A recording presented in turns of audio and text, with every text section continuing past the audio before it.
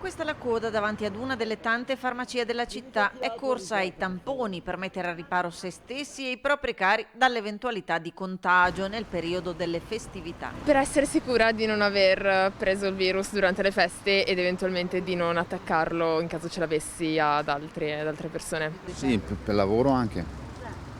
Devo lavorare, quindi devo fare per i miei colleghi essere tutelato. A chi fa il tampone per esigenze lavorative si aggiungono i moltissimi che prima di pranzi o riunioni in famiglia o prima di viaggi e partenze scelgono di sottoporsi al test rapido o di acquistare il test fai da te. La componente di Green Pass per il lavoro resta stabile. Per contro sono aumentati ed è afferito un maggior numero di persone legato a coloro che devono partecipare ad eventi sociali, alle cene aziendali, ai pranzi in famiglia e quindi vogliono avere sicurezza. Coloro che magari hanno paura di essere stata a contatto con qualche positivo e di conseguenza vogliono avere maggiore sicurezza, l'entrata nelle RSA, eccetera. Richieste che pesano sull'andamento lavorativo quotidiano delle farmacie. Qui ne vengono eseguiti anche 200 al giorno. Giornalmente noi ne facciamo dai 100 ai 200, quindi la media è intorno ai 150.